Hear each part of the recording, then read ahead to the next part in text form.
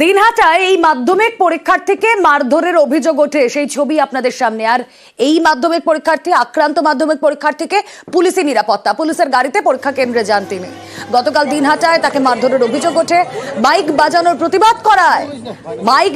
প্রতিবাদ করার অভিযোগ, মারধরের অভিযোগ তৃণমূল পঞ্চায়েত সদস্যের বিরুদ্ধে অভিযোগ ওঠে। অভিযোগ অস্বীকার করেন যদিও তৃণমূল পঞ্চায়েত সদস্য। এদিকে বাড়িতে ফিরলে ফের হামলায় আশঙ্কা করছেন ছাত্রী। পরীক্ষার পর কি বাড়ি যাবে? আবার যেখানে ছিলাম ওখানে ভয় আছে বাড়ি যেতে? কিসের ভয়? ওরা যদি কিছু করে আবার যারা মারধর করেছে। পঞ্চায়েত তো বলতেছে, তুমি কালকে বললে যে পঞ্চায়েত সোনা নিয়ে আসছিল, পঞ্চায়েত বলছে বাড়িতেই ছিল না।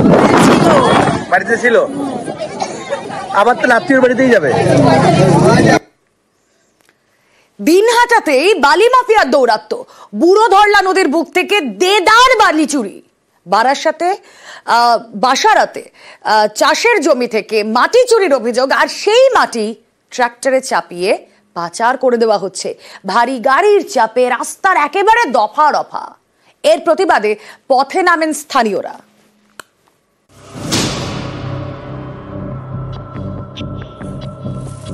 কোচবিহারের দিনহাটা 1 নম্বর ব্লকের মাতালহাট গ্রাম পঞ্চায়েত। এই এলাকায় গা ঘেঁষে বয়ে গিয়েছে বুড়ো ধরলা নদী। এখন শুকনো এই বুড়ো ধরলার বালিতেই নজর মাফিয়ার।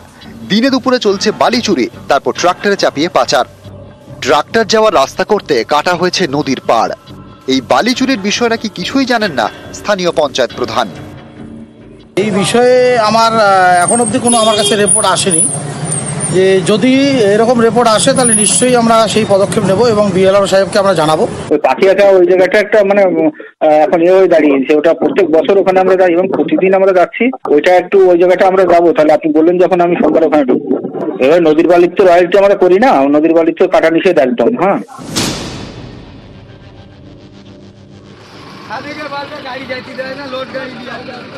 উত্তর 24 পরগনার বারাসাত 2 নম্বর ব্লকের ধোকরা। এখানে আবার মাটি কারবারের দাপট। দিনের পর দিন 3 ফসলি জমি থেকে কাটা হচ্ছে মাটি, তারপর ট্রাক্টরে চাপিয়ে পাচার। অভিযোগ, মুখ খুললে হুমকি দেওয়া হচ্ছে।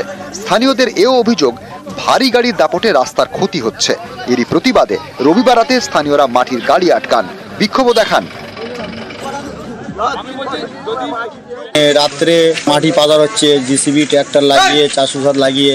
আজকে আমরা 8-10টা ছেলে মিলে গাড়িকে আটকালাম। কিছু গাড়িওয়ালাকে বললাম যে তোমরা খালি গাড়ি যাচ্ছ, লোড গাড়ি যখন নিয়ে না আসবে। বলার পরে কিছু লোক আসলে মারবো, হুমকুনি দিলে, একটু চমকালে। তো আমরা চাই যদি লিগাল থেকে থাকে চলুক, আর আনলিগাল হলে আমরা চাই বন্ধ হয়ে যায়। ধোকরা এলাকা থেকে 2টি মাটির গাড়ি বাজেয়াপ্ত করে পুলিশ। দিনহাটা থেকে শুভঙ্কর সাহা, বারাসাত থেকে জিয়াউল আলম, নিউজ 18 বাংলা।